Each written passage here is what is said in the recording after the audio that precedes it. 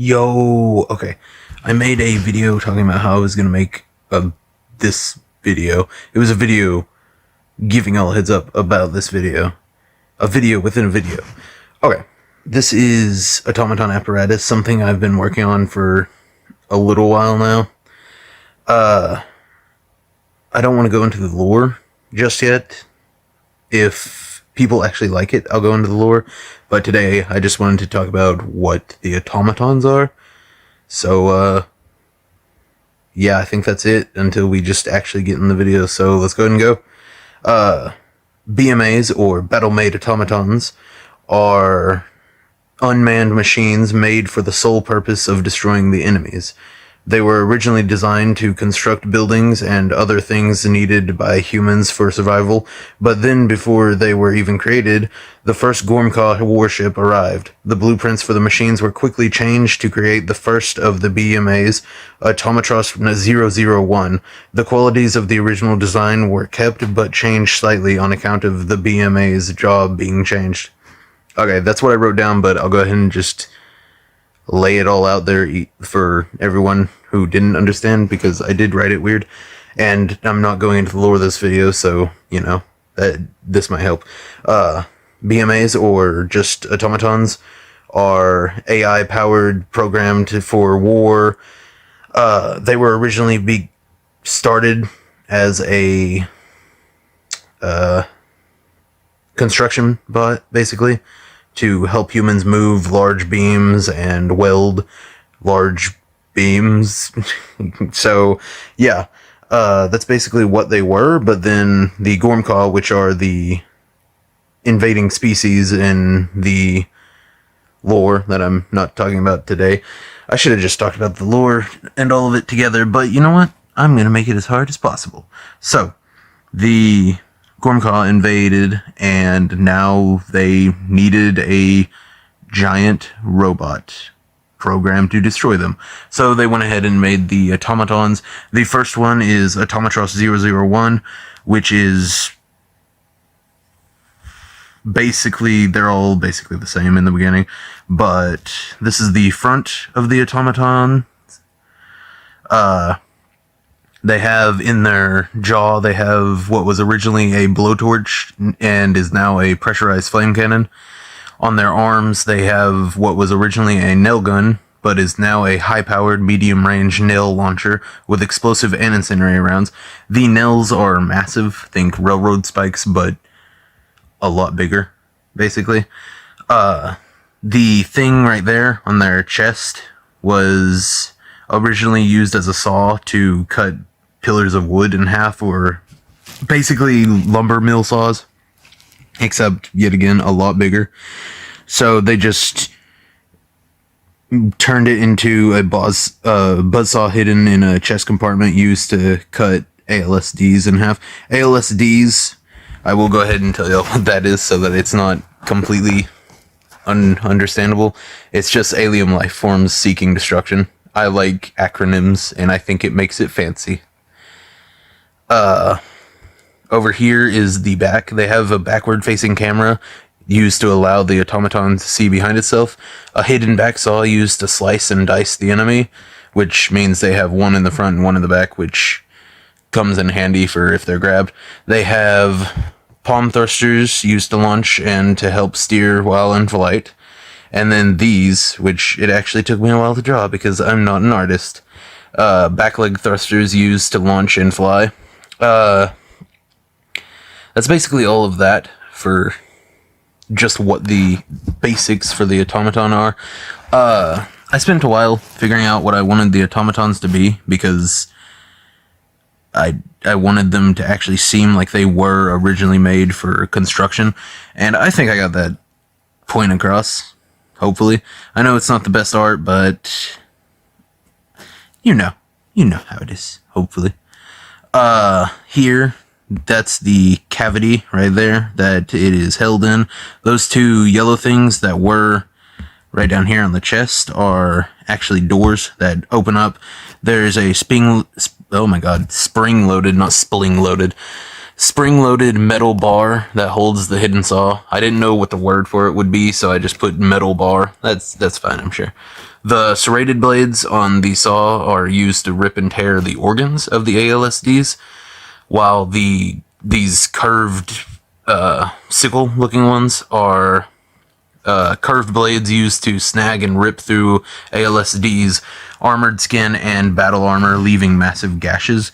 So basically, that opens them up, and these tears the inside. So I was thinking it would be like, I don't know, a crab or something. Like whenever you crush a crab shell, whenever you eat them, I guess. I don't know how seafood works. So there's that. The hidden saw information. A massive buzzsaw hidden within a hidden chest compartment. The saw is spring locked, making it shoot out and power on once the doors are opened. The force of the saw launching out of the chest can easily destroy buildings. I thought that would be a cool touch. The blades are strong enough to survive forces of around 200 tons. That's not too much weight. The blades can survive heats above 2,000 degrees Fahrenheit. Not too much. The saw spins so fast that the heat generated by it, even in the vacuum of space, can burn and melt away most things, making it cut through almost everything like butter. The saw can be placed back into the chest just as quickly as it is released, and then once the saw is back into the chest compartment, a coolant is applied to it to ensure that the mechanisms will not overheat. I thought that would be good, so that, you know, there's a way for it not to destroy it. Just the heat alone. That's all of it for the saw. So, the railroad spike launcher is a massive 3-round burst railroad spike launcher. One cartridge holds 18 spikes. Launcher automatically loads a new cartridge each time one is emptied. Each automaton has 10 normal, 5 explosive, and 5 incendiary cartridges built into them. I didn't put any commas in that. Oh my god. Okay. Trying to make it as difficult as I can for me to make this video. Spikes can be normal or explosive and extremely flammable. Explosive spikes can cause a large enough explosion to destroy a city block. The normal spike is serrated to rip through the enemy. Just a serrated spike. The explosive spikes have 3 spike blades to ensure that the spike will not be shaken loose. Shorter than normal spikes to ensure that this part, which is the actual explosive, is on them. The explosive capable of blowing up a city block or two. I just put that so that there would be room to, you know, say... I don't know, say that it doesn't kill something because it was a weaker one or something in the story, just to raise tension. The incendiary spike, I actually had a hard time coming up with anything for this because the only thing that I knew about incendiary stuff came from Call of Duty World War II, so not very spike-like in that game. The bolt point tip used to ensure that once the target is hit, the force will activate the large holes and that it will have room to deal maximum damage. The bottom one with the holes is lots of holes that shoot fire, causing the spike to become rocket propelled, just to make it a little bit faster. And then the secondary holes are large holes that explode with flames once it hits something, causing the hit to object to be covered in flames. So if you've played Call of Duty World War II or any other game with incendiary guns, incendiary ammo, I should say, it's basically that comes out of these large things. It just has to get close enough for that to bounce off, and then once it bounces off, it fires all of those. So yeah, there's that, and then this. Wait, am I missing anything? No, that's all of it. Okay, the flame cannon. This is what is in their jaw. A massive pressurized blowtorch held within the automaton's jaw Flames emitted from the cannon can exceed 100,000 degrees Fahrenheit. The jaws move to change the width and length of the flames. Flames can be a fully pressurized beam or a quick medium-ranged blast of fire. A fully focused beam can travel up to around 500 feet and either melt or blow its way through anything. A medium-range blast will be around 50 feet in length and 50 feet in width, resembling a shotgun blast, which is just the incendiary rounds are the only thing I have to really think of what it would look like. So, I mean, I feel like the medium range blast would actually look like that. You know how a hot air balloon has the fire thing? It would look like that, maybe. Just a little bit wider, maybe. I don't know. And then a medium range blast will not blow through its targets like a focused beam will, but it will do minor damage and leave piles of fire hot enough to melt most things on its targets. I put piles of fire because I had no idea what to call it. Residue of fire? A puddle of fire? No. Okay.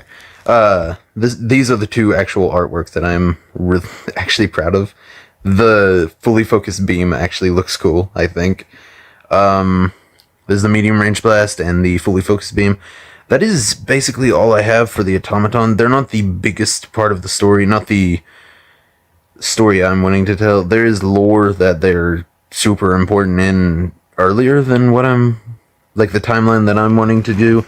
But, yeah, if you guys want me to do a video on the apparatus, which are actually cooler than the automaton, I think. The automatons are just the very first thing everyone needs to know before I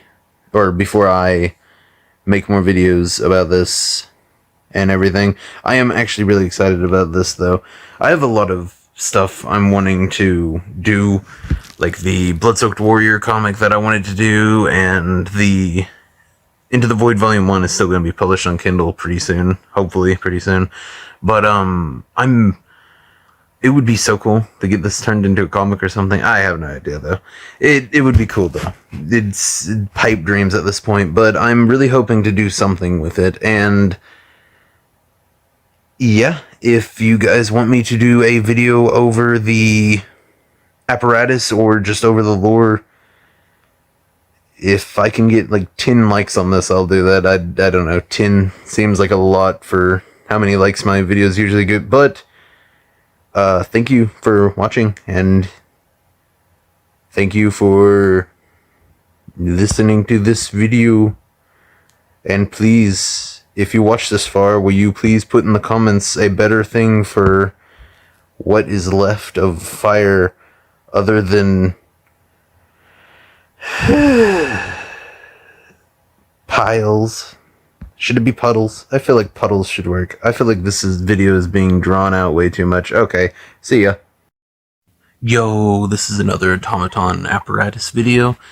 This one's going to be quicker than the last one because it's talking about only one apparatus instead of the entirety of automatons or the entirety of apparatus.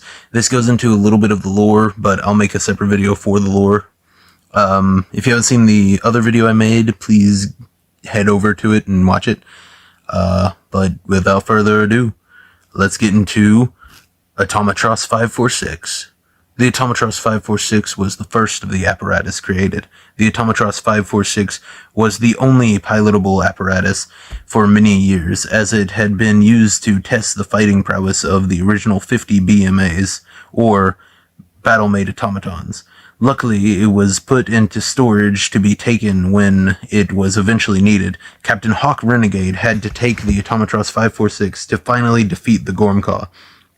After the scientists and generals saw what the apparatus could do, they immediately set to creating more and training soldiers in the way of piloting. They then began the Automaton Apparatus Project, or the AAP. The Automaton 546 uses testing mode as its main method of piloting. Testing mode consists of a camera monitor system, a switchboard, a lever, a right arm systems control glove. The pilot uses the switchboard to turn the apparatus on and alternate between the weapons available for use. The monitor system is used to see their surroundings with a camera on the front and the back of the head, chest, torso, legs, and feet. The lever is used to control the legs and the way the apparatus faces. The right arm system's control glove is used to control the right arm. Any movement made by the pilot while wearing the glove will be completely followed by the apparatus. The right arm is the only usable arm on any apparatus that uses the testing mode as its primary use. There have only been 2 apparatus that primarily used the testing mode: the original apparatus used by Captain Hawk and the apparatus created to replace the original. The replacement is now used to test the newer apparatus and train new pilots. No trainee or even advanced pilot has ever been able to even partially succeed in the combat training portion with the testing mode. And now on to the actual Automaton 546 and what it looks like. It is 30 feet tall, which is shorter than most new models of apparatus. Here is the top, and then there's a little 6-foot human. It has a pressurized flame cannon, hidden saw, and spike launcher, just as the regular automatons have. The only thing truly different about it is, well, the look of it, obviously, and also there is a area for the pilots to enter right there, where the control center is.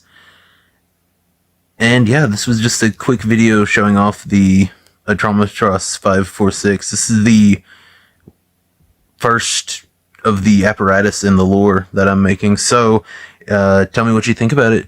If you like it, if you don't like it, please like the video. That's how I know if I should make more of these. So yeah, see you. That CEO was a lie. I just wanted to show the Automaton 546 without all of the crap around it so that you can see it. So yeah, I'll give you all a couple of seconds to look at it. Just to see everything. I'll do the ooh, ah,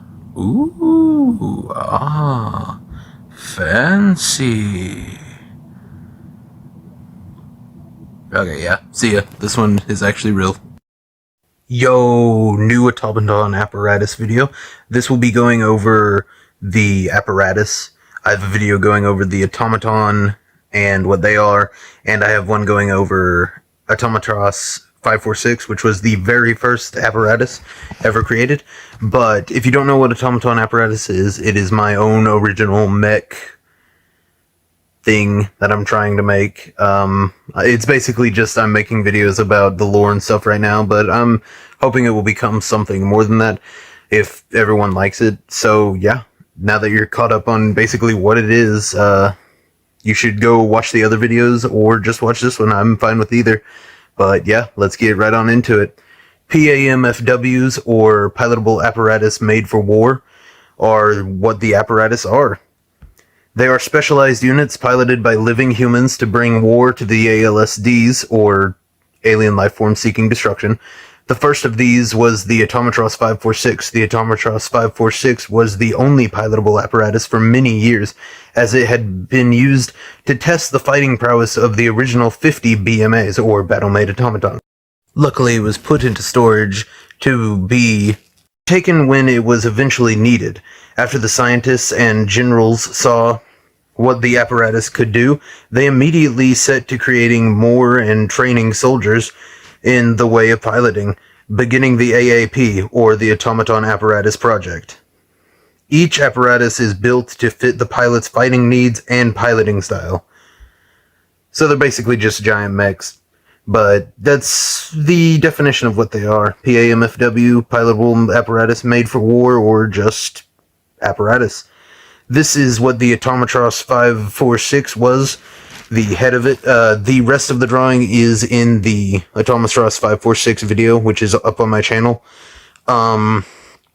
Next, we need to talk about something I should have talked about in the Automaton video, but it fits perfectly in this too, so I mean, it's fine.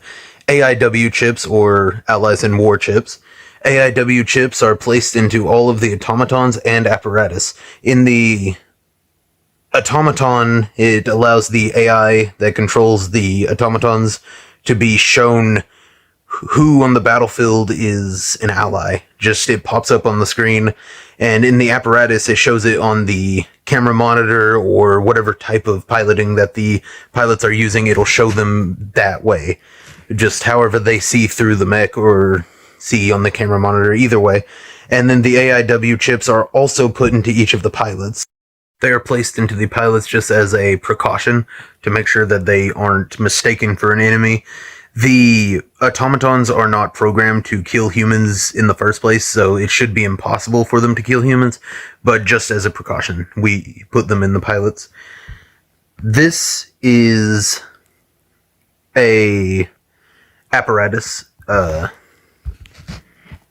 This is just a example of what an apparatus will look like. This is actually a very specific apparatus that will be in the finished project that I am going to do a separate video over. It is apparatus codename Spike, and it is actually fairly important to the story that I'm creating, so I will do a separate video for that. That might be the next video, unless you guys want something else. Maybe, I don't know, the piloting styles or what the pilot gear looks like or something. Just whatever y'all want. So yeah, like, subscribe, comment, do whatever y'all want to do. Comment if you think the automaton apparatus stuff is coming along well, and if I should change anything. So yeah. All of y'all's input is extremely helpful and needed, honestly, because I want to make sure that everyone likes how the project is coming along, and I'm enjoying making it a lot, so I hope you guys enjoy these videos as much as I enjoy making them. I think the videos will get a lot cooler whenever I start doing the videos over specific apparatus, because we are basically done with talking about what the automaton and apparatus are, unless y'all want to know about the weapons and like everything like that. There are a lot of little details that I will do videos over in the future, but for now I will probably start doing just specific apparatus because I'm excited about making them. I'll probably do a few videos of me making them, just drawing them out and telling you all what they are and everything. Some of them will be used in the story and some of them won't be. Basically, some of them will be important to the story and some of them will just be me screwing around and drawing whatever I want. So yeah, like I said, please like, subscribe, comment. So yeah, see ya. Yo, new automaton apparatus video. This is about apparatus codename Spike. Apparatus codename Spike is in the apparatus piloted by Jack Jeremis. Jack was one of the first pilots being personally chosen by Captain James Renegade. Pilot Jack was only 15 years of age when Captain James found him and gave him the offer of becoming an apparatus pilot and having a new home and family in the ODF. Jack obviously accepted the offer knowing that survival in the soldier district was impossible. Jack was given the needed spinal surgery in order to pilot the apparatus, which uses the skeletal type of piloting. Jack was originally a fighter in the soldiers' district's death battles. He did this only so that he would have enough food and water to survive. Jack's primary weapon was a crudely created weapon made to rip and tear his opponents called the Sledge Blade. Each of the apparatus weapons were created specifically to fit Jack's barbarian-like fighting style. Now going on to the actual apparatus. The magnetized Sledge Blade, which is the weapon. The pilot's area is right here. Pilot's area is a massive, extremely durable room behind an even more powerfully built circular door. The room possesses everything that the pilot needs to actually pilot the apparatus and an extra supplies, like extra oxygen and an emergency heat suit. Pressurized flame cannon, the same type that the automaton are equipped with. The apparatus flame cannon can reach heats above what the automaton are capable of, but the range is slightly smaller. right in the jaw like the Automaton have. Fully automatic arm-mounted rocket launcher. The rocket launcher holds up to 50 rockets at once. The rockets are able to cause an explosion capable of destroying an entire city. Right there. Magnetic palm, directly synced to the magnetized sledge blade. The magnetic palm is activated by a very specific movement of the hand. The magnetic palm only affects the magnetized sledge blade. Once the magnetic palm is activated, the magnetized sledge blade will fly directly into the hand of the apparatus. The magnetic palm has a range of 5 miles. Feet. Primarily used for space use, meaning it isn't made to walk but boosts itself through outer space instead. The feet can clamp down, digging itself into the ground to hold itself into one spot. It can walk normally on solid ground with the help of a crutch, which is normally the magnetized sledge blade. The pick arm. The pick arm is used to pierce the skulls of ALSDs and any other enemy of the pilot. The pilot will normally grab the enemy by the throat or anywhere else that they are able to find a strong grip, and then lift the pick before slamming it into the enemy's skull or directly through their throat. That's all there is with the actual apparatus. And then onto this, the feet of the apparatus. The part of the apparatus, the foot of the apparatus's foot that is used as booster rockets that propel it into the air, which is right there. That's where the rockets actually come out. How the foot looks while clamped onto the surface. It just kind of actually clamps like a chip clip. And then onto the weapon, which I am actually kind of proud of. I love this weapon, actually. The side that is a huge long blade with long, gnarly, twisted blades etched into it to carve the pilot's enemies. The side that is a blunt hammer-like chunk of metal with perfectly curved blades at the end, which is that part. The doors that hold the weapon's core, which is used to heat the weapon to insane temperatures, allowing it to slice through most things like butter, which is that right there. The magnetized metal that is connected directly to the magnetic palm and the back, because it connects to the back. And, oh yeah, the codename Spike is 70 feet tall, and the blade of the weapon is 20 feet long, and the actual hold, like where you hold it, is 50 feet long. And then down here I put the core. Those are the doors used to hide the core from the outside elements. The actual core is right there, and the metal pieces that hold the core in place and allow it to power the heating technology like a battery is those two things right there. And that's basically it. This is my first video of actually just going through one of the main apparatus. I hope you all liked it. I know this is a pretty quick video. I ran through that really fast. The next one I do, I'll actually talk about it more, but I hope you all like the apparatus. So yeah, see ya. Yo, new Automaton apparatus video, and this video is going to be over apparatus codename Uno B. So let's jump right on into it. Apparatus codename Uno B belongs to Melanie Artrum. Melanie was one of the first 4 pilots especially chosen by Captain James Renegade. Melanie was only 13 years old when she accepted James's offer.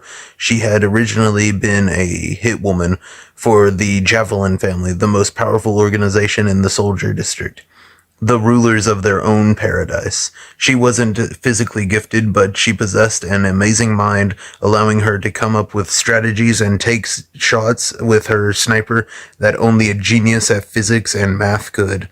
She knew over 35 different fighting techniques, but would almost certainly lose in any hand-to-hand combat, just on account of the fact that she was only fed enough to keep her alive and able to fire her sniper. Her weak physical attributes made her unfit to pilot an apparatus that used skeletal type, but her immense knowledge made her perfectly fit to assist lead mechanic Charles in the AAW, or Automaton Apparatus Workshop, and the researchers in the process of creating new apparatus weapons. Melanie helped in any way she could and learned every detail of the apparatus and its weapons until the day that the scientists created the synchronization type of piloting. Melanie was given the surgery needed to successfully pilot an apparatus using the synchronization type. She was only given mere hours to learn the brand new type of piloting before being thrown into battle, becoming the first ever synchronization type pilot and the greatest apparatus sniper to date, causing it to be given the codename Uno B, or Uno Bullet, because that's all it takes. Okay, now on to the actual apparatus, which looks like this. It's only 50 feet tall, as opposed to codename Spike, which was the last apparatus I made a video about, which is 70 feet tall. This one is smaller because it's a sniper and needs to, I don't know, needs to hide better, and it's a lot faster than Spike, so it's smaller to make it weigh less. Hidden head beam cannon, a long-range single-shot beam rifle. The beam rifle has a battery core that holds 50 beam shots. The apparatus has 10 battery cores that are switched out once one dies. The dead battery core is placed into a recharge station once it is switched out for a new one. The recharge station is able to completely fill an empty battery core within 5 hours. The beam fired from the head beam cannon has been calculated at being able to destroy entire mountain ranges. The gun is placed into the holder space to be hidden when deactivated and released when activated. So there's the head beam, and that little gray part is where it flips down into whenever it's hidden. Down here, that's the magnetic beam sniper right there on his back. Pilot's quarters containing everything needed to pilot the apparatus and extra supplies needed for the pilot's survival, such as oxygen and an extra heat suit. The pilot's door is right there to the pilot quarters. Then these two beautiful ear-looking guns. Hidden side-mounted machine guns. The side-mounted machine guns fire explosive 500mm rounds. The machine gun holds 20,000 rounds and fires 1,000 rounds per second. The apparatus holds 5 extra ammunition cases. The guns are placed into the holder space to be hidden when deactivated and released when activated. Just like the head beam, it goes into the little gray parts whenever it's not needed, just so that they don't break off during a battle or anything. Arm-mounted flare gun. The arm-mounted flare gun is used to illuminate enemies that the pilot of Uno B is able to see, or just to illuminate the darkest depths of outer space. The flare scans the area within a radius of 1 mile and remotely sends detailed information to the pilot. The collected data is received in real time, meaning there is no delay to the information given. The gun only holds 4 flares at once. That's the gun right there. It's just a little arm-mounted little guy. Apparatus recharge belt used to recharge used up magnetic beam sniper core batteries. And that's the belt right there for the recharge belt. On to the magnetic sniper, which is 40 feet long, which is almost as big as the actual apparatus. The barrel fires 4 beams in one shot. The target sight highlights any small movement and can be set to track only a certain weight and speed. This is the trigger to fire the beams, and this more pink one is a trigger used to eject an empty core battery. Magnetic grip used to attach the gun to the apparatus back and hand, right there, which is how it's connected to the back. And then that orange thing right there sticking out is the core battery. Core battery used to power the magnetic beam sniper. Each core battery can power the firing of around 80 shots. Once a core battery is used up, it is placed into the apparatus recharge belt, and a replacement is placed into the gun's battery port. The recharge belt is able to completely recharge a core battery in 10 hours less if additional power is routed to it. Now onto the actual batteries. This very top part is the part that hooks into the gun's battery port and gives the gun its charge, as well as the part that hooks into the apparatus recharge belt to recharge the core battery itself. This right down here, this entire rectangular part, is just the part of the core battery that shows once the battery is locked into place in the gun's battery port and the apparatus recharge belt. So basically, once one of these empties, which is about 80 shots, beam fires, or beam shots, whatever I'm going to call them, is done, they use the pink trigger to eject it. It ejects, they grab that, throw it into the belt, and then grab any of the other ones, which the belts hold around 8 to 9 at a time, and they take one out and throw it in there, and then after however many hours it said, I think it says 10 hours, after 10 hours that one will be completely charged, but it's usually not going to take that long for a battle to end, or it might, but they'll have more that are completely charged, so why not just use those for now. So yeah, this is Apparatus codename Uno B. These videos are pretty quick, but I'm enjoying making the apparatus because they're really fun to make. I would love for someday to see other people's apparatus that they make. But yeah, I hope you like the video, and I hope you like Automaton apparatus as a whole so far.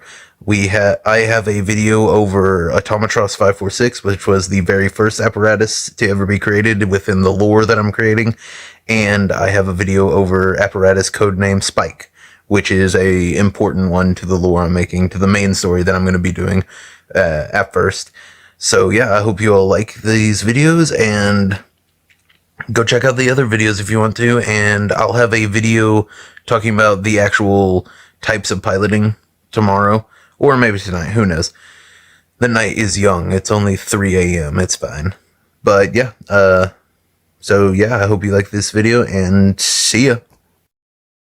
Yo, welcome to a new Automaton apparatus video. Today's video is about the types of piloting. I've done a few of the apparatus, what automaton and apparatus are, and that's basically it. So I'm actually going to tell y'all what the types of piloting are, because I bring them up in a whole bunch of my videos, but I haven't actually explained them yet. So let's jump into it. Testing mode is the only one that I have actually explained. I explained it in the Automaton 546 video, so I'll go ahead and do that one first. Testing mode. Testing mode consists of a camera monitor system, a switchboard, a lever, and a right arm systems control glove. The pilot uses the switchboard to turn the apparatus on and alternate between the weapons available for use. The monitor system is used to see their surroundings with a camera on the front and back of the head, chest, torso, legs, and feet. The lever is used to control the legs and the way the apparatus faces. The right arm systems control glove is used to control the right arm. Any movement made by the pilot while wearing the glove will be completely followed by the apparatus. The right arm is the only usable arm on any apparatus that uses the testing mode as its primary use. There have only been 2 apparatus that primarily used the testing mode, the original apparatus and the apparatus created to replace the original. The replacement is now used to test newer apparatus and train new pilots. No trainee or even advanced pilot has ever been able to even partially succeed in the combat training portion with the testing mode. Okay, so testing mode was used by Captain Hawk Renegade whenever he used the Automaton 546 to actually defeat the last Gormclaw invasion within the lore. And yeah, that's basically all it's used for. There's only 2. It's the weakest of all the types of piloting. It's the weakest, and it's only used in 2 because of that. It's not really that important to the story except for Captain Hawk and Automaton 546. So yeah, that's it with testing mode. So let's go ahead and move on to skeletal type. Okay, skeletal type is actually really important to the story, just because most of the apparatus are actually piloted by skeletal type of piloting. So yeah, I will go ahead and get into it. Skeletal type consists of a camera monitor system, a small switch, a full-body spinal tap control brace, 2 system control gauntlets, and a spine tap cord. The switch is used to power the apparatus on. The monitor system is used to see their surroundings with the camera on the front and back of the head, chest, torso, legs, and feet. The full-body spinal tap control brace is a brace that is placed on the pilot's back at the base of their spine. The brace is then locked onto the pilot's elbows, wrists, knees, and ankles. Buckles are then strapped around the pilot's chest and torso to confirm that it will not become loose. The full-body spinal tap brace has a small hole on the back leading directly to the pilot's spine. The full-body spinal tap control brace controls the movement of the arms, torso, and legs of the apparatus. The 2 system control gauntlets are then placed on the pilot, one on the left arm and the other on the right arm. The system control gauntlets control the movement of the hands and which weapon is currently in use. The system control gauntlets are made of a form-fitting metal and go from the hands up to the halfway point of the forearms. There is a switchboard that extends from the wrist to the halfway point of the gauntlet. On either one or both gauntlets, the switchboard or switchboards have a number of buttons equal to the number of weapons the apparatus possesses. Each button switches which weapon the individual gauntlet is currently using. Both gloves have a lever with a button near the thumb on the palm. To use projectile weapons, the pilot must click the button on the gauntlet's switchboard to switch to the chosen weapon and hit the button on the lever button to activate that weapon. There is a button on the gauntlet switchboard that sets the weapon currently being used to melee, which will turn off the lever button. This option is normally used by apparatus with a melee-focused attack strategy, or when an apparatus runs out of ammo or other resources. To activate the full-body spinal tap control brace and the system control gauntlets, the spinal tap cord is placed into the pilot's spine through a small hole in the back of the full-body spinal tap control brace. Any pilot who uses this way of piloting must have a spinal surgery done to make them compatible with the spinal tap cord. This type of piloting focuses on brute strength. The pilot feels as if they are actually having to lift every part of the apparatus, meaning that only the most physically powerful and those truly determined to master this type of piloting will be able to even attempt it on account of the spinal surgery being life-changing. This form of piloting is able to lift much more than others. Each pound that a pilot is able to lift with their body is equivalent to around 1 ton while using their apparatus. 1 pound being equivalent to around 1 ton also carries over to the force of melee attacks made by the apparatus. So yeah, I know there is a lot in that one, but basically it is just a little brace put on them, the cord goes in, the gauntlets are used to control the hands and arms, and each button on the gauntlet's control button board is how you switch weapons, and then you can switch on to where it's only melee so that, you know, clicking the button won't accidentally make a weapon go off. And as far as the button goes, it's like a button that they're holding, like a little clicker thing, and it's got the button right beside the thumb, and you just move your arm or whatever else that needs to be moved to aim with it, and then hit the button and it'll start firing. And that's basically it with that. And as it said below, or as I said earlier, this is the one that deals the most melee damage, because 1 pound equal to about 1 ton is insane. I actually had to look up how much a human, like, per pound can punch, and it is insane, especially with, like, actual, like, boxers and stuff who actually know how to throw a punch, which is a lot of these pilots. So, I mean, it's just constantly throwing out just tons and tons of force. So, yeah, that's the skeletal type. So, let's go ahead and move on to the type that isn't used very often, but when it is devastating to the enemy. And the one that it took me a while to actually figure out how to do it without making it completely broken. So yeah, let's move on to synchronization type. Synchronization type consists of a mind synchronization cord, 2 system control gauntlets, and a stabilizer harness. The mind synchronization cord is connected directly to the apparatus core, the cameras, and all of the control centers of the apparatus. The cord is inserted into the sync input at the base of the pilot's skull. The synchronization cord allows the pilot to control the entirety of the apparatus with their mind, basically becoming the apparatus. The pilot doesn't use a camera monitor system because the synchronization process allows them to see through the apparatus's main camera as if it were their own eyes. The 2 system control gauntlets are then placed on the pilot, one on the left arm and the other on the right arm. The system control gauntlets command the movement of the hands. The system control gauntlets are made of a form-fitting metal and go from the hands up to the halfway point of the forearms. Both gloves have a lever with a button near the thumb on the palm. To use projectile weapons, the pilot must manually switch to the chosen weapon with their mind and hit the button on the lever to activate or fire that weapon. The pilot must use their mind to manually set the weapon currently being used to melee when need be, which will turn off the lever button. This option is normally used by apparatus with a melee-focused attack strategy, or when an apparatus runs out of ammo or other resources.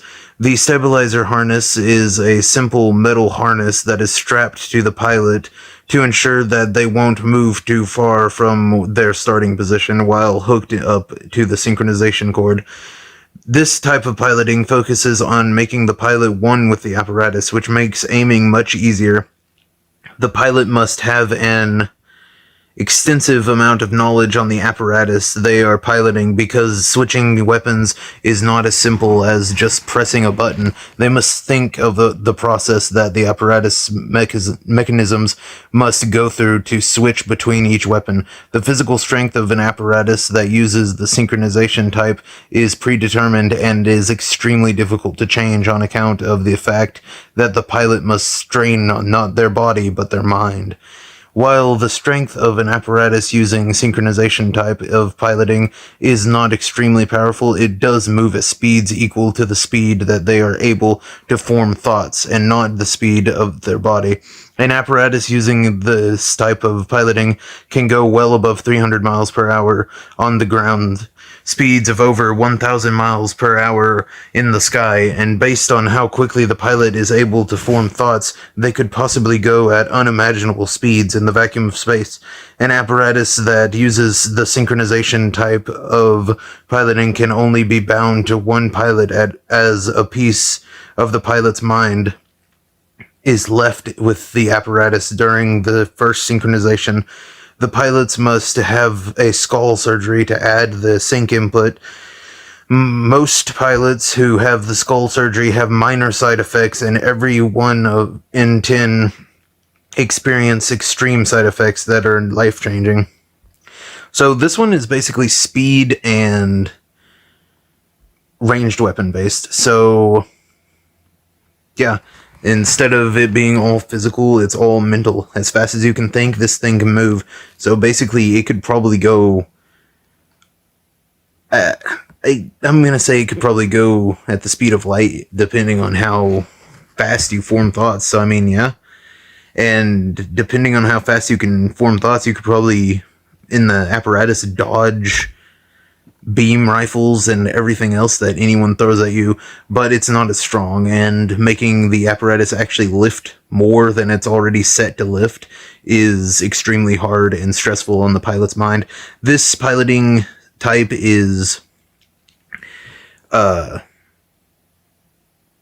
new because it was first used by Melanie, the pilot of apparatus codename Uno B, which was a sniper type of apparatus that moved at insane speeds. It was almost going at the speed of light, as I said before, which means that they probably can go at the speed of light. But yeah, that's synchronization type. That's all of them. And that's basically it. If you have any questions about any of these, please comment them. I'm really having fun making these Automaton Apparatus videos. The next ones I do will probably be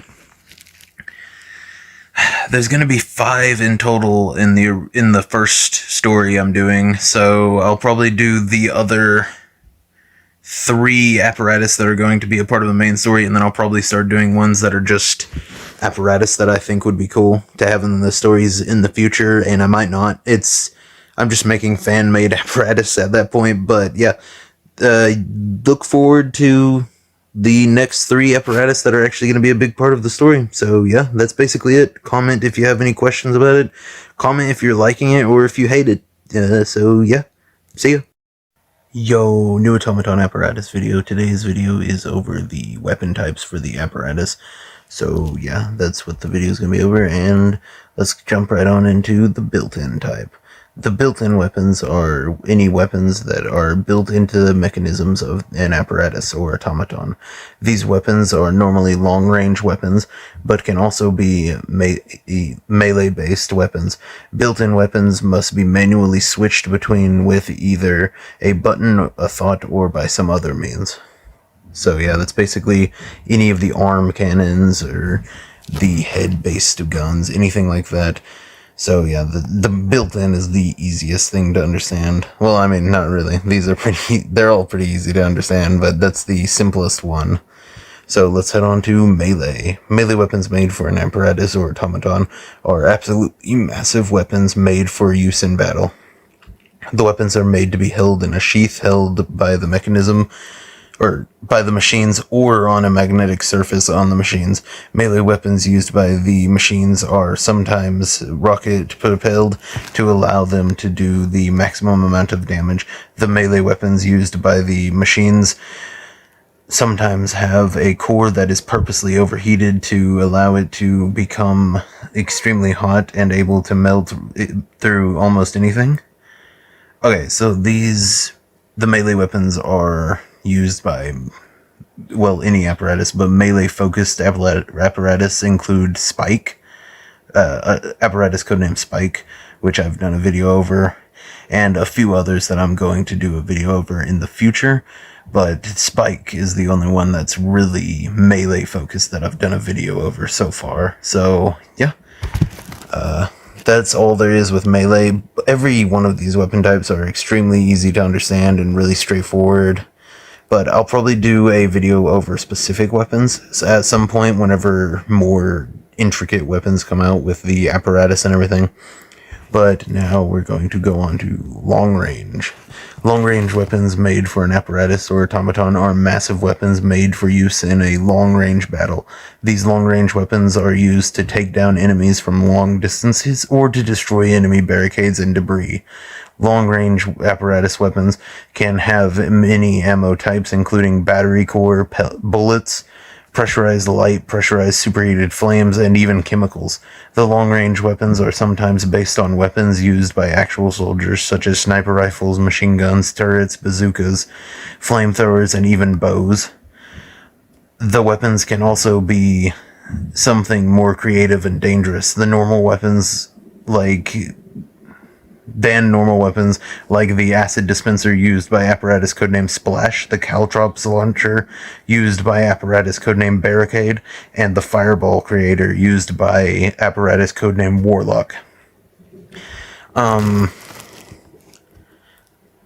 Apparatus codename Splash I will be doing a video over very soon, like probably next week at some point.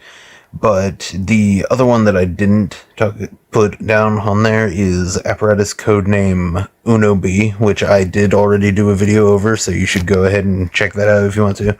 But she uses a 4-barrel beam sniper rifle, which is a less creative one. It's one that it would be counted as one that's just based on regular military type weapons.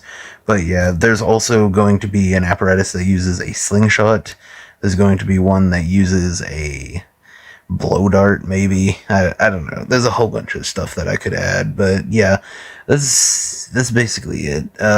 This is a shorter video than I've been making because, well, there's not a whole lot to talk about. I'll probably be making more weapon types before the actual project comes out, so yeah, if you're enjoying these videos so far, thank you. If you want to go ahead and check out the other videos if you haven't, that would be greatly appreciated. Go ahead and like and subscribe and all that stuff. Yeah, if you like giant robots and mechs and stuff like that, you can go ahead and subscribe, because these Automaton Apparatus videos are going to be going on until the project comes out, and then I'll post everything that comes out about the project. I say the project, but I don't even know what I'm going to do with it. I'll probably be doing I'll try and do a comic, but I'm not a very good artist, so we'll all have to bear with it, you know what I mean? Just wait until I can figure out something that I really, really think Automaton Apparatus would be good with. I'll probably do a whole video about stuff that I'm wanting to do and everything like that. Not tomorrow, but next week sometime. Probably this weekend, actually. This is my 300th video, so thank you all for watching 300 of these videos, and thank you for liking and watching all of these dumb little videos. I'm really excited about Automaton Apparatus and everything else in the future for this channel and the works that I'm working on. So yeah, see ya. Yo, brand new Automaton Apparatus video. This video will be over Apparatus codename Splash. Apparatus codename Splash belongs to Elizabeth Tragamy. Elizabeth was one of the first 4 pilots chosen by Captain James Renegade. Elizabeth was only 16 when she was brought to the ODF and recruited as an apparatus pilot. She was originally the chemicals expert for the Charno family of the Soldiers District. The Charno family was the second most powerful family within the Soldier District, second only to the Javelin family. She became the chemicals expert after killing the original chemicals expert, who kidnapped her at the age of 5 for his experiments. After killing the chemicals expert and escaping at the age of 8, she became the new chemicals expert and began her plans of overthrowing the Charno family. Her time being a test subject left her face horribly scarred, and her voice forever changed. Once she was offered the chance to be a pilot, she decided that it may be easier to overthrow them from the safety of the ODF. Once she arrived at the ODF, she was given the needed spinal surgery and began her training. Apparatus codename Splash uses the skeletal type of piloting and was created with her in mind, meaning each weapon is chemical-based. The entirety of her apparatus was not completed when the ALSDs returned and sent an assault of 5 ALSD apparatus. She demanded to be allowed to partake in the battle. The head of codename Splash was equipped with 4 legs and a rocket and given to her. She quickly jumped into battle and began to defend her new home. Once the battle ended, the engineers set to creating a body that could hold the head, making it able to detach and reattach as easily as hitting a button.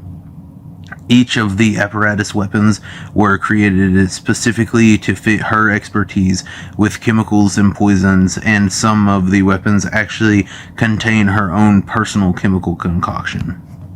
So yeah, that's the entirety of the backstory of it, basically. I went way more into her backstory than I did with everyone else, but I don't know. I'm actually getting excited about all these characters that I'm making and everything, so they're starting to get more lore and backstory and everything. So any of you that are fans of anime may notice that this looks a lot like a certain stand from JoJo's, and I did not mean to do that, but I kind of like how I like how it came out, but I like that it looks like that specific stand too. But yeah, especially since its name is Apparatus codename Splash, it goes with, if you know which stand it is, you know why it goes with it. But yeah, the hidden mounted machine guns are these on these shoulders. They fire explosive 500 millimeter rounds. The machine gun holds 20,000 rounds and fires 1,000 rounds per second. The apparatus holds 5 extra ammunition cases. The guns are placed into the holder space to be hidden when deactivated and released when activated. Those little gray parts is where they flip down into. So yeah, basically exactly what Apparatus codename Uno B, and I don't think codename Spike has them. I cannot remember if I gave them to him. This right here, just right in the middle, is a massive beam of corrosive chemicals that were created by Elizabeth specifically for the apparatus using the multitude of tools available in the ODF. Right there is the compartment that ejects a barrel to load into the acidic beam rifle. The compartment holds up to 10 barrels at a time. The ejecting process takes around 30 seconds. That right there on the arm is the sludge gun, which is an arm-mounted gun that fires a slime-like substance that quickly hardens, causing it to become a hard shell that can withstand up to 5 tons of weight. And then his feet are rocket booster feet used for space use only.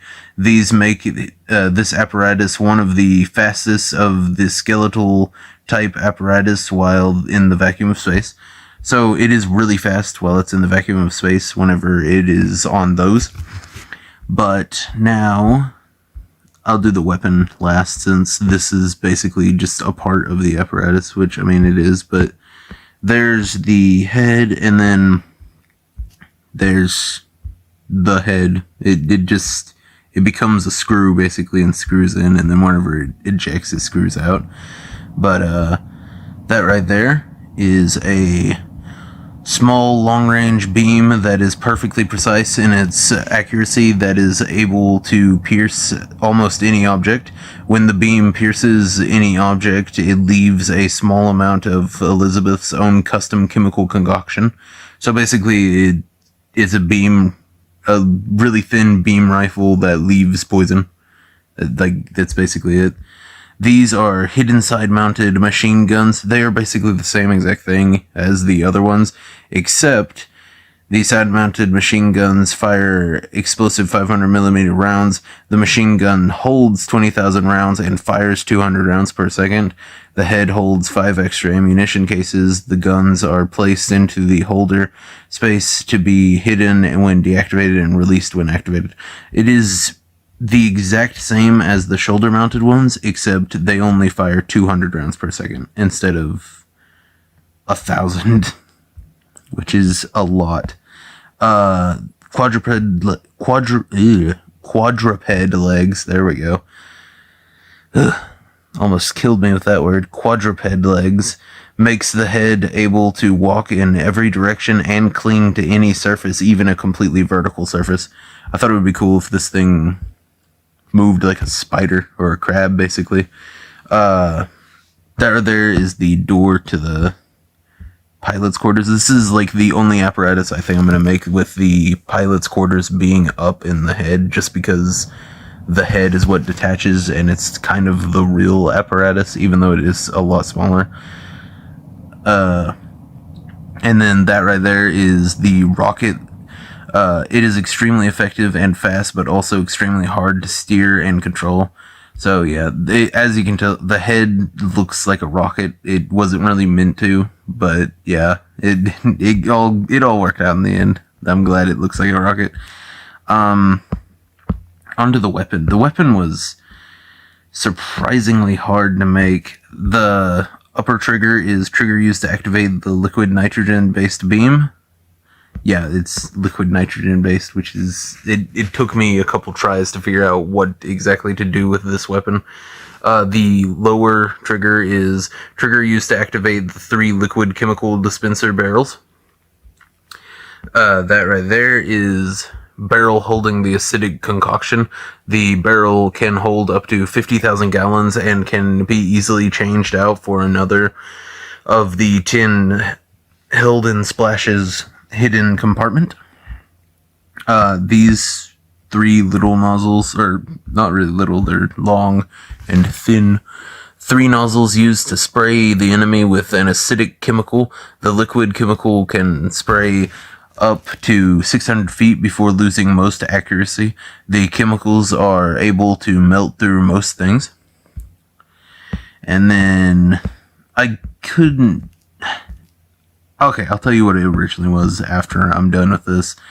The barrel that fires a massive beam of freezing cold liquid nitrogen. This beam is able to instantly freeze the acid or acidic chemicals and fire them at insane speeds, creating a spike launcher.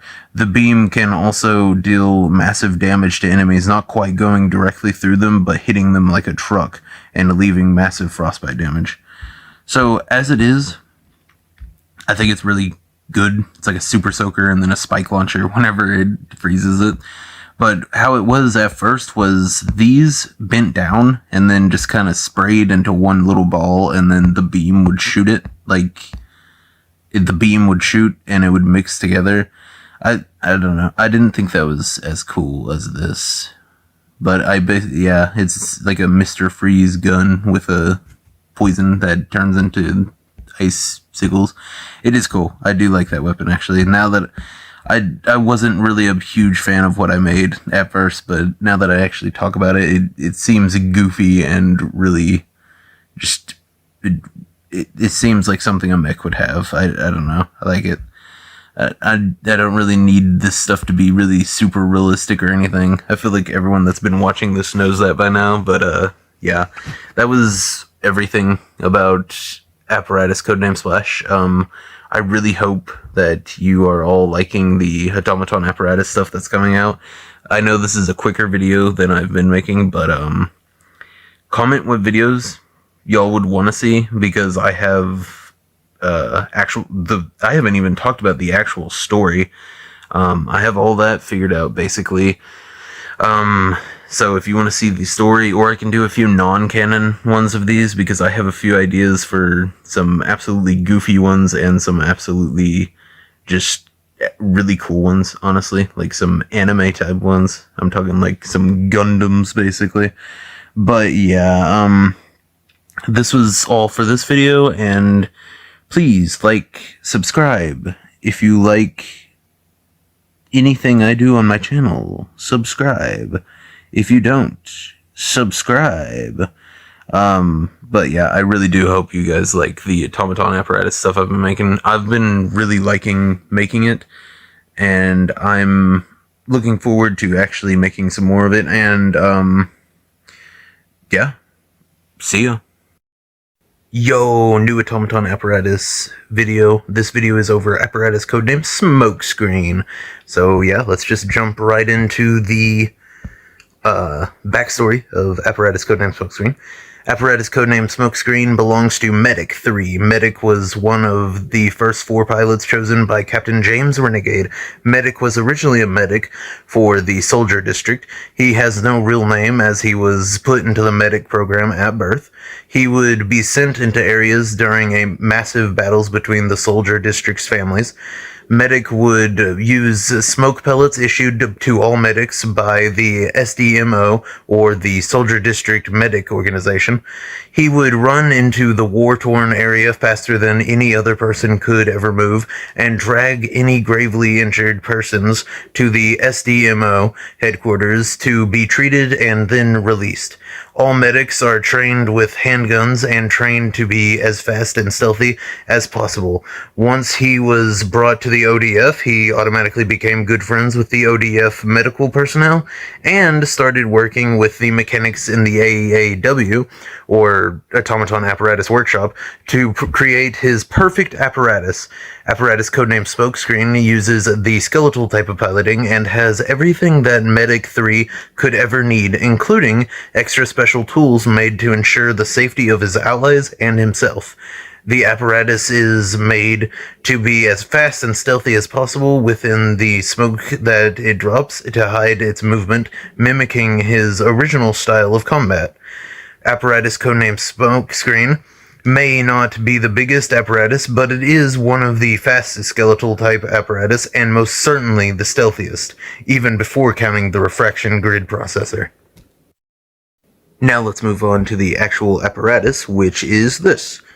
I hope you all like how it looks, because it actually took me a while to make, so let's get right on into the actual mechanics of it. That right there, that little slit, is the saw beam, a sideways saw-like beam. Once a saw beam is fired, it takes 45 minutes for the saw beam to completely recharge. These two guns right here are hidden side-mounted machine guns. The side-mounted machine guns fire explosive 500mm rounds. The machine gun holds 20,000 rounds and fires 1,000 rounds per second. The apparatus holds 5 extra ammunition cases. The guns are placed into the holder space to be hidden when deactivated and released when activated. The little gray slit right there is where it's dropped into whenever it's hidden. These right here, the little missile launcher looking things on the face, are head-mounted smoke grenade launchers. The launcher is able to fire all of the grenades at once or a single one at a time. The grenades can be fired up to 1 mile and cause a massive 3-mile wide smoke screen impossible for most things to see through. The shoulder-mounted grenade launchers are the same thing. The launcher is able to fire all of the grenades at once or a single one at a time. The grenades can be fired up to 1 mile and cause a massive 3-mile wide smoke screen impossible for most things to see through. So they have head-mounted and shoulder-mounted just so that they can do more than, only 6 smoke screens at a time. This on the forearm is arm-mounted rocket launcher. The rocket launcher holds up to 50 rockets at once. The rockets fire at a rate of 1 per second. The rockets are able to cause an explosion capable of destroying an entire city.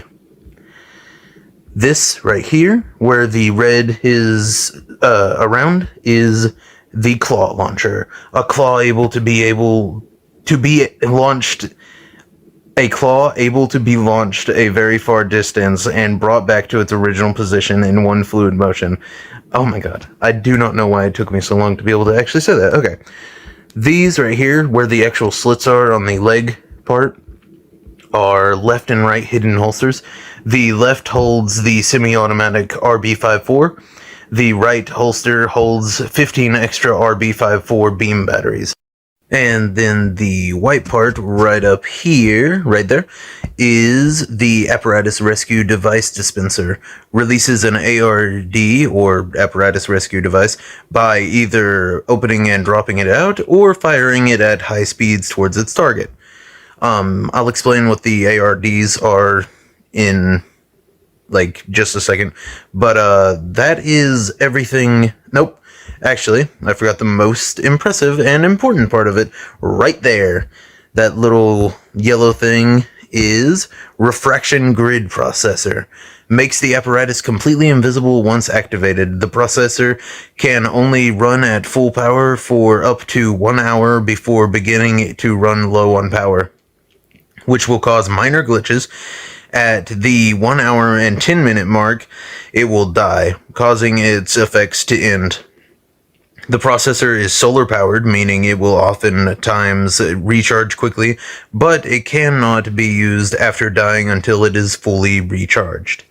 That is everything for the main apparatus frame, so I'm going to go ahead and move on to the other parts of it and everything. So yeah, let's go right on to the back boosters, which I can't remember if I said anything about that. Oh my god, hidden back boosters.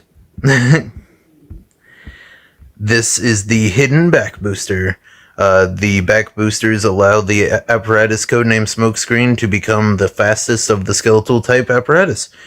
Hidden back boosters. The back boosters are hidden in their own specialized compartment until needed, at which point they are automatically released and then activated. That's them whenever they are within their compartment, and then they pop out and become actual back boosters. Now we can go on to the ARD. ARD. This device is attached to an apparatus that it has taken critical damage. The ARD has automated piloting, which will boost the apparatus directly to its designated location, which is normally the ODF, but could be set to almost any destination.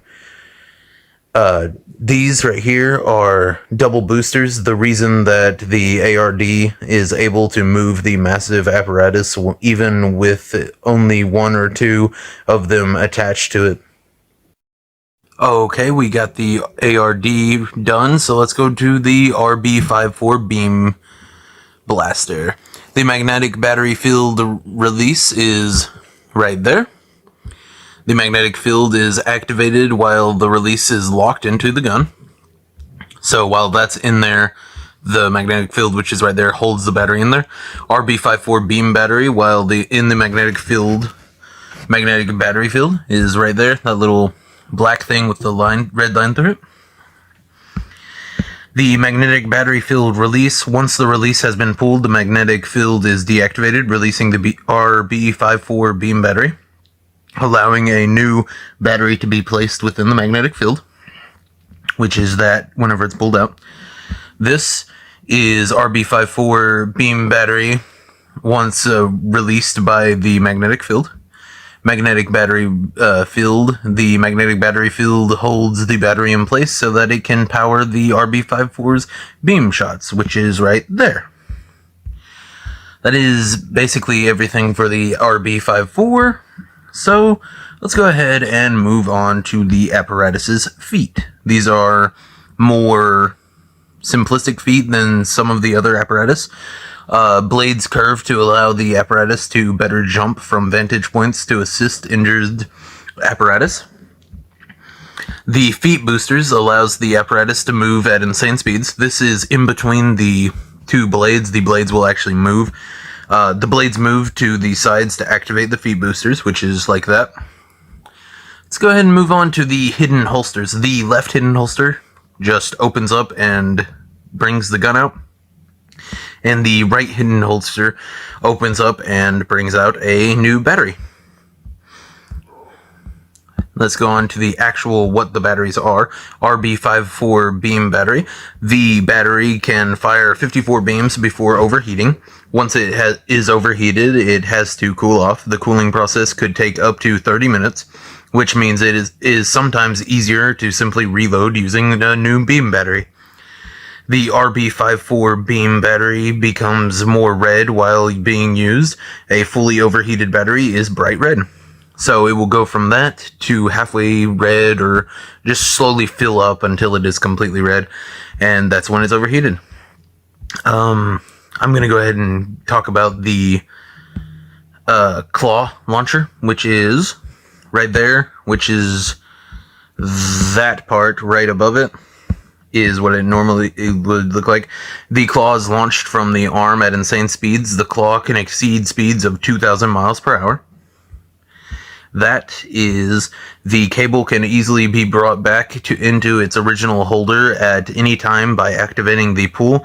It can also be left out and used as a whip or any other tool that can be thought up. The cable has a full length of 750 feet.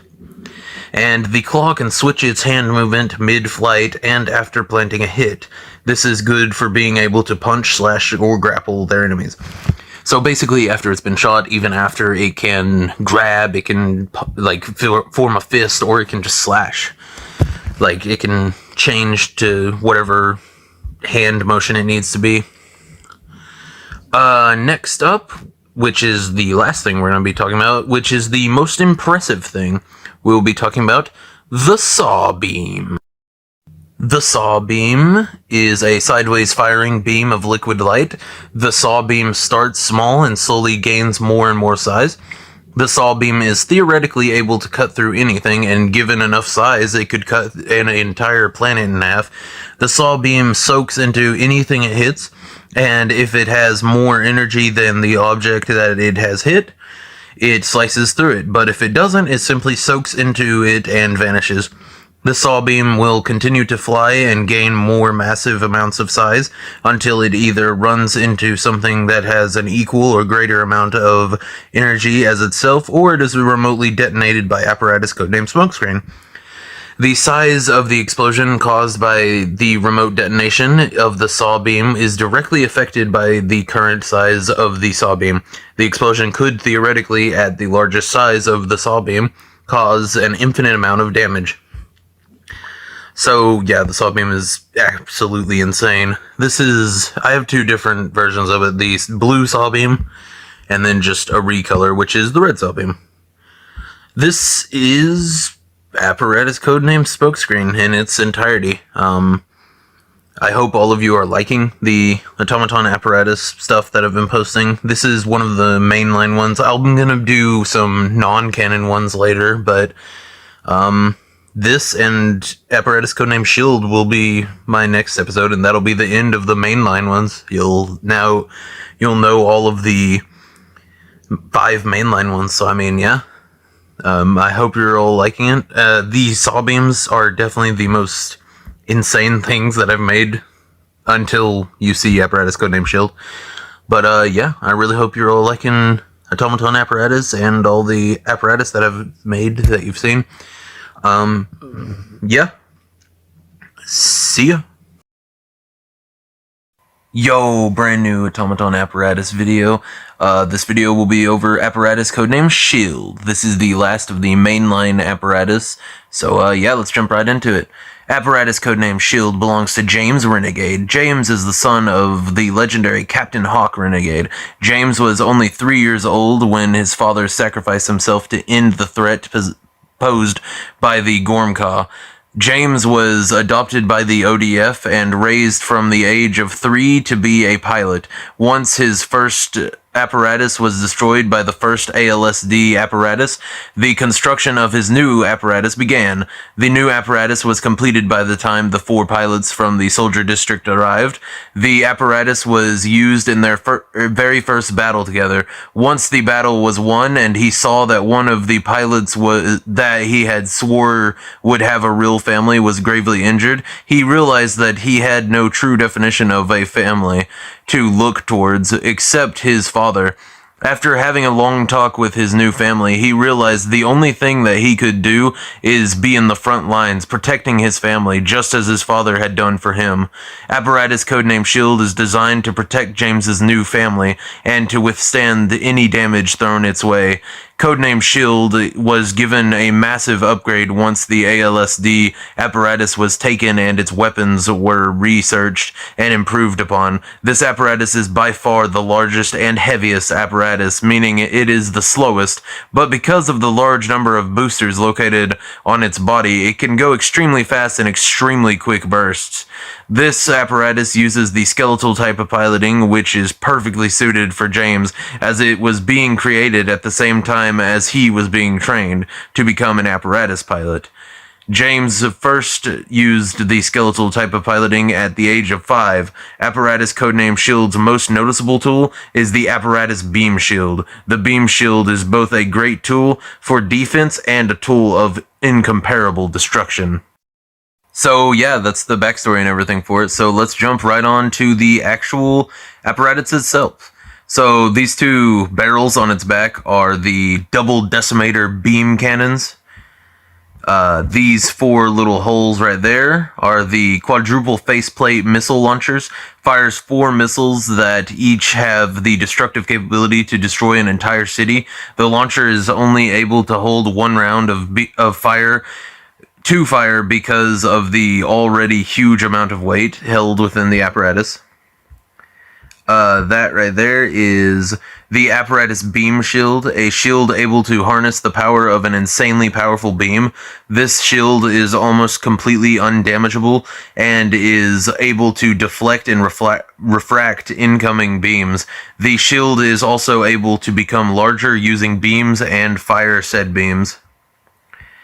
And those 4 little holes right there are quadruple shield missile launchers. Fires 4 missiles that each have the destructive capability to destroy an entire city. The launcher is only able to hold 1 round to fire because of the already huge amount of weight held within the apparatus. So it's the same thing as the faceplate missile launchers, except it's on the shield. That right there is ammo cartridge connected to the palm gun. The cartridge holds 5,000 bullets at a time. The apparatus can only hold 1 of these ammo cartridges due to the weight being far too heavy on this apparatus as is. That right there, that little slit right there, is the hidden chainsaw blade. The saw is a brutal weapon that is able to rip, tear, and saw through any enemy. God help any creature attacked by the hidden saw once the chains are jammed. As once the chains are jammed, there's nothing left to do except slam it down and manually saw through flesh, muscle, and bone. Just the most metal of all weapons that I've made so far. And then, like on the palm, directly on the front of the palm gun barrel. The palm gun uses explosive 500mm rounds. Each bullet is able to blow through most things and cause explosions big enough to destroy entire skyscrapers. The gun can hold 1,000 bullets at a time and fire 100 bullets each second. And then, right there, leg boosters. An extra set of boosters used to make sure the apparatus can move quickly even with its heavier size. And then that right there on his feet are feet boosters, the primary boosters used by the apparatus. So yeah, that's basically it. And yeah, this one is 25.908 meters tall or 85 feet tall. So yeah, this one is by far the biggest one. So yeah, let's go ahead and go on to the double decimator beam cannons. The double decimator beam cannons have to be activated to be fired. Upon being activated, the barrels are propped onto the apparatus shoulders and locked into place so that the force of the beam firing won't fling the cannons away. It can only be fired once it is activated and locked into place. So yeah, that's how it looks whenever it's locked into place on the shoulders. And then right down here, the beams fired by the decimator beam can reach up to between 10 and 45 miles depending on the power of the beam fired. Without losing accuracy and explosive power, the cannons fire 2 beams at once and then go back into its inactive mode, locked onto the apparatus back. The beam reloads using energy from the particles of radiation from outer space, and the radiation is absorbed by the vacuum attached to the cannons. It will take anywhere from 10 minutes to an hour to recharge the cannons, depending on the power needed for the next beam fired. I didn't really put any like power scaling or anything on it, but these are like actual, I mean, citywide destruction type of beam cannons. Let's go on to the back, which is what the beam cannons are attached to. That right there is just the double decimator beam cannon barrels. These 2 things right here, right underneath the regular barrels, aims the barrels up and down and locks them into place. That one right there moves the gun up and down and locks it into place. So yeah, it takes 3 to lock it all into place. And then that right there with the blue and red is the radiation vacuum used to power the double decimator beam cannons. So yeah, that's how the radiation is actually absorbed and used as ammo and everything, like energy for it.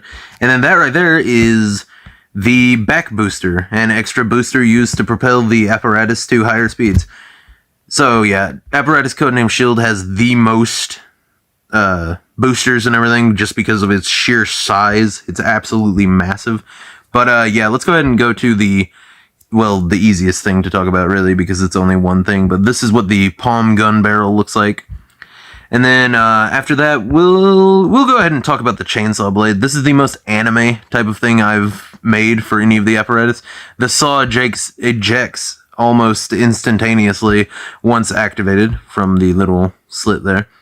The saw blade is nearly unbreakable and can saw through almost all objects and enemies.